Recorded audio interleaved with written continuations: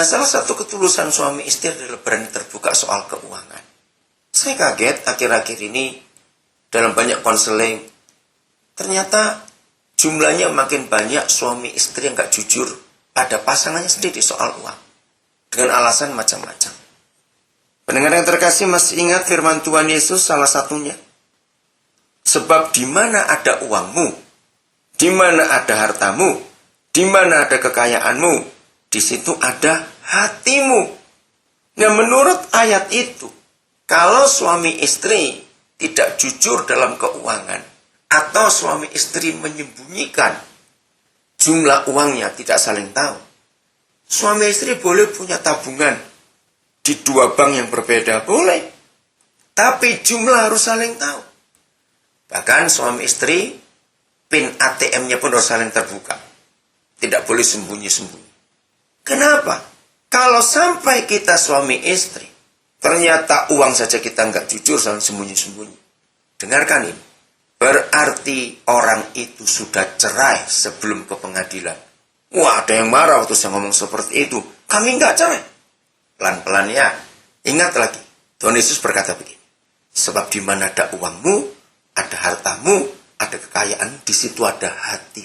Jadi kalau harta, uang suami istri dipisah, berarti hatinya sudah pisah. Nah, kalau hati pisah, itu kan namanya cerai. Hanya belum ke pengadilan. Mengerikan tidak hukum ini? Berarti banyak rumah tangga Kristen sudah cerai. Tapi belum ke pengadilan. Karena suami istri nggak saling percaya lagi. Nah, kalau kita teliti hukum pernikahan, itu dasarnya bukan kasih. Salah. Fondasi utama pernikahan adalah trust, percaya. Sulit sekali saya menerjemahkan kata trust dari bahasa Inggris. Trust itu percaya. Total. Tidak ada yang disimpan. Nah, kalau sudah nggak saling percaya, ngapain menikah? Apalagi kalau masalah uang. Maaf, tapi mau tidur bersama. Itu hukumnya. Itu perzinahan. Karena hati nggak nyatu, tapi mau hubungan seks. Itu bukan suami istri. Saya bacakan ayat ini. Efesus pasal yang keempat. Ayat yang ke-25. Lihat firman ini. Efesus 4 ayat 25. Karena itu buanglah dusta. Dan berkatalah benar seorang kepada yang lain. Karena kita adalah sesama anggota. Banyak orang Kristen tidak setuju ayat ini ayat pernikahan. Tapi saya sangat setuju. Di mana kita melihat ini ayat pernikahan? Lihat kalimat terakhirnya. Karena kita adalah sesama anggota. Artinya sesama anggota tubuh. Nah, kita suami istri itu hubungannya kepala dengan tubuh. Bayangkan kalau kepala berdusta kepada tubuh. Tubuh berdusta kepada kepala. Berarti kita nggak nempel dong, nggak nyatu. Buanglah dusta suami istri. Nah, sekarang kalau kita sembunyikan jumlah angka-angka uang kita di bank, supaya pasangan kita nggak tahu, itu kan dusta namanya. Karena kita nggak berkata jujur. Berapa jumlahnya? Kenapa kita nggak jujur? Karena kita takut. Nanti pasangan kita tahu, kalau uangnya banyak dihabiskan uang itu. Jadi akhir-akhir ini kita melihat banyak rumah tangga hatinya tidak murni, tidak jernih, tidak bersih. Maka itu kebaikan Tuhan tidak pernah dirasakan oleh keluarga itu. Kalau suami istri tidak bisa merasakan kebaikan Tuhan, dengarkan. Anak-anak pun akan kena akibatnya. Tidak bisa ikut merasakan kebaikan Tuhan. Kan jadi celaka kalau begitu. Buanglah dusta. Karena kita sesama anggota. Mari saya beri ilustrasi ini. Suami istri. Kalau ada anak-anak muda juga yang mendengar. Ayo kita belajar. Supaya kalian nanti kalau menikah sudah tahu dulu kebenaran ini. Sesama anggota. Saya pakai kata ini. Sesama anggota tubuh. Ya. Pernahkah pendengar terkasih ingat? Salah satu hal yang saya sangat menarik. Salah satu syaraf dalam tubuh kita yang Tuhan ciptakan. Itu namanya saraf refleks. Pada tahu gerak refleks? Itu saya kagum sekali. Gerak refleks itu kalau kita uraikan cara kerjanya, itu hebat sekali. Jadi begini, kalau di ujung ibu jari kaki kita nyentuh api, tapi mata kita nggak lihat. Ya karena kita mungkin lagi santai apa begitu. Nah, refleks itu begitu ujung ibu jari kaki menyentuh api, langsung kirim perintah ke otak. Ini panas. Dari otak diolah dulu. Hasilnya tarik. Langsung saraf refleks itu nggak ada setengah detik. Panas, langsung sampai ke otak. Otak mengolah, kembalikan ke ujung jari, ibu jari kaki. Perintahnya tarik. Yang mengagumkan begini pendengar yang terkasih. Orang itu pendek maupun tinggi. Kecepatan, perintah itu sama kecepatan.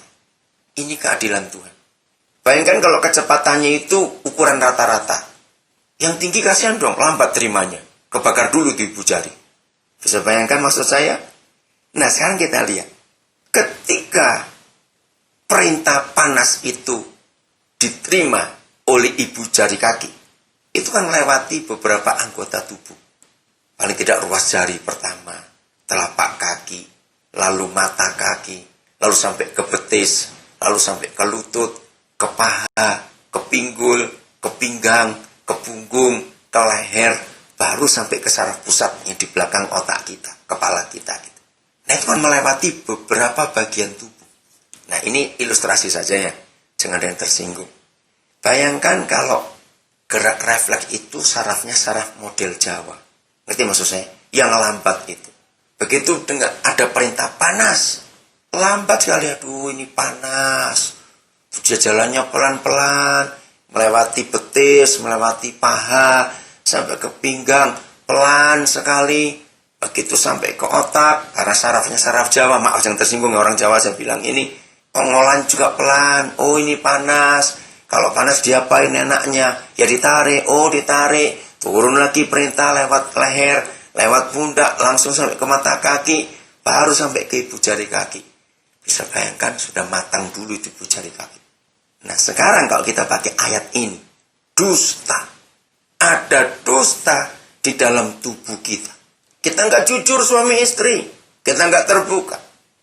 Misalnya, begitu saraf itu sampai ke paha, lewat paha, kan harus melewati. Lalu paha bohong, tipu, dusta. Enggak panas. Itu salah tadi. Akhirnya perintah itu nggak sampai ke otak. Kembali lagi dia ke ujung ibu jari kaki. Nggak panas kok. Terlambat. Bisa terjadi kesakitan yang luar biasa. Suami istri, ayo kita jujur. Kita terbuka. Jangan ada dusta di antara kita berdua. Setan nanti masuk ke keluarga kita. Nah, apa hubungannya dengan kejadian 39 tadi? Di mana ada ketertutupan, karena kita munafik, kita pura-pura, kita sembunyi, maka kebenaran tidak bisa datang memerdekakan kita. Tidak bisa. Pendengar yang terkasih, biarlah hari ini sebelum kita buat apa-apa, ayo kita berdamai dulu. Yang pertama dengan Tuhan, dengan diri kita, dan dengan sesama kita, dan pasangan kita. Berdamai dulu. Untuk apa saja dalam hidup ini. Hati kita jaga dalam ketulusan. Hati kita jaga dalam kekudusan. Hati kita jaga. Supaya kebenaran itu nyata dalam hidup ini. Karena dengan itu kebaikan Tuhan akan kita rasakan. Nah, suatu hari saya tuh bertanya kepada Roh Kudus. Tunjukkan kepada saya satu ayat saja.